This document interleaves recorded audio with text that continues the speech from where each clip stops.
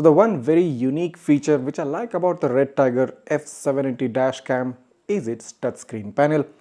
Yes, for that price range, for that budget range, probably there's no other camera that offers a touchscreen display. Now you might ask, what's so special about this? I mean, you already own a smartphone and you probably use the smartphone a lot using a touchscreen, and that makes things so much easier compared to the older smartphones which had clickety-click buttons.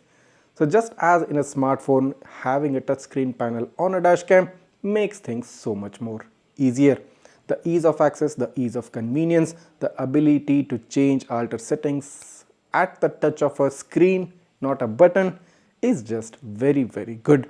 And also for the fact that this is a dual channel camera providing you a 4K resolution, an upscaled 4K and a full HD rear camera.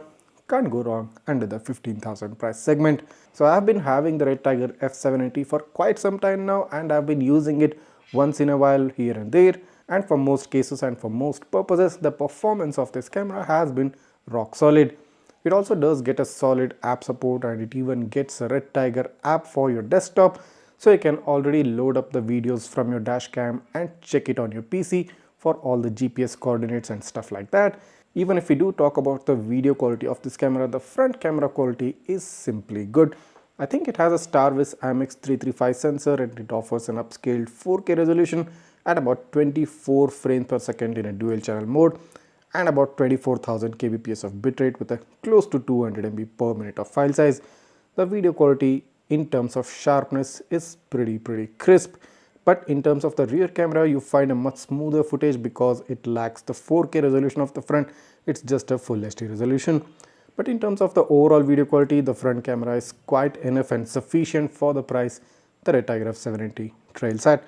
I mean, as you're seeing right now in this traffic junction, capturing the widest angle possible, I think it has a close to 160 to 170 degree field of view, and that's simply good. Getting a wide angle, covering the large traffic lanes, covering almost all the vehicles, close to even the sides of the car, will be very important in the long run. Now taking a look at the nighttime quality, again a similar effect is experienced. So in terms of catching glare from the opposing headlights and streetlights, the front camera performance is very good.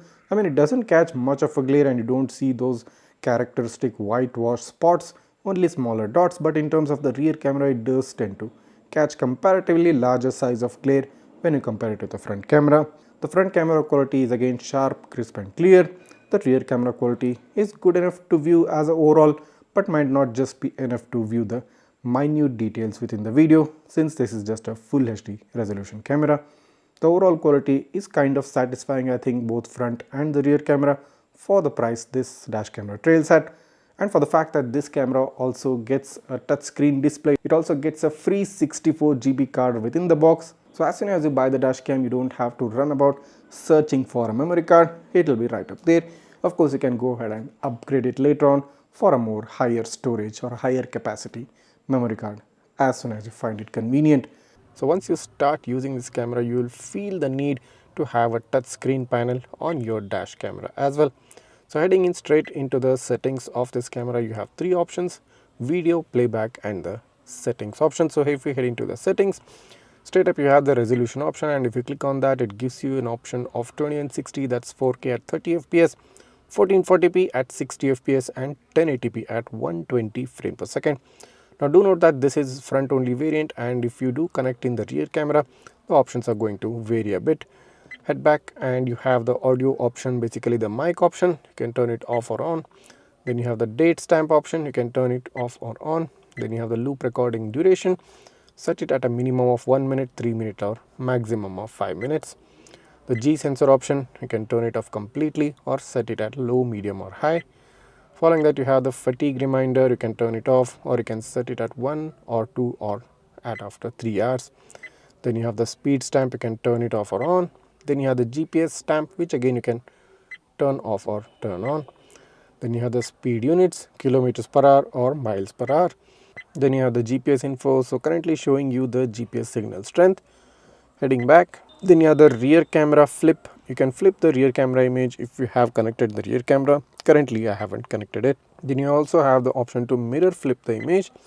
Following that, you can click on the app button here. It's going to show you a QR code. using which you can scan using your smartphone and download the respective Redtiger app. Then you have the Wi-Fi settings, you can turn off or turn on the Wi-Fi.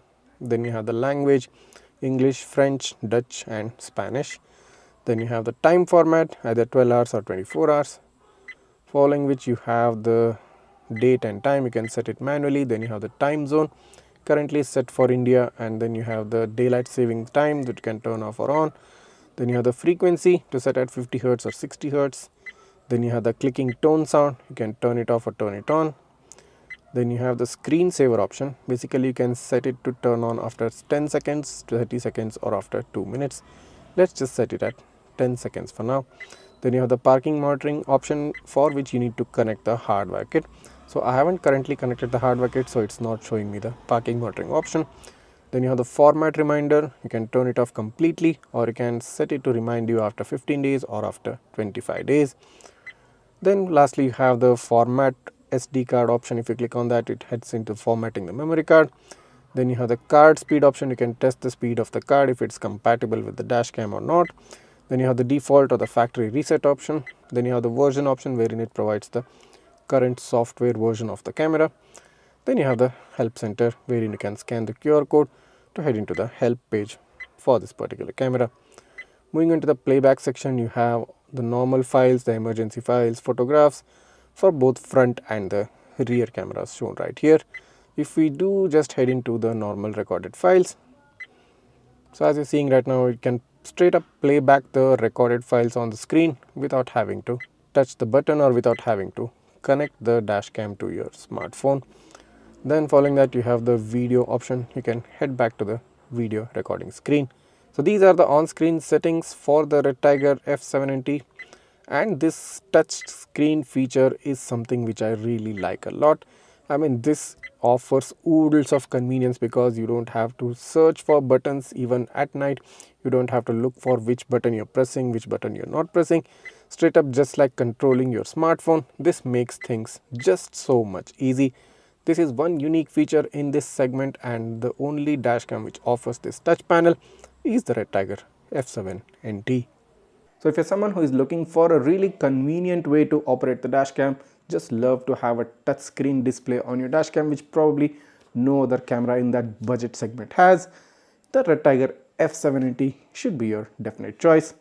And of course, if you are interested in purchasing this dashcam, the link to purchase it is given in the description below. Just click down on the description, click on the purchase link, you'll be redirected to the Redtiger website. And within the website, you can also write in the coupon code TRAVELTECH, TRAVELTECH. Now applying this coupon code, you might get a 1,660 rupees discount on top of the existing price. Now if there's already a pre-applied coupon of a higher value, you should go ahead with that using the link in the description. But if there's no coupon applied for that particular purchase, you can use the coupon code which is provided by my channel just for your convenience. So you have the option of getting this camera for a discounted price on the Redtiger website, maybe with the extra additional OBD toolkit as well as a free accessory along with this camera. So go ahead, click on the link in the description, and of course if you're interested in purchasing any of the other Redtiger products as well, you will find the link to those products, those cameras in the description below. Also, if you do have any queries or doubts regarding this camera, you can always write that down in the comments. I'll try to get back to you as soon as possible. So I hope this video has helped you out in some way, and in case if it did, make sure to go ahead and hit that subscribe button right now, and also don't forget to smash that like button. Don't forget to follow me on my Facebook, Insta and the WhatsApp page. The links to those are given in the description as well. Thanks for watching, and see you in the next one.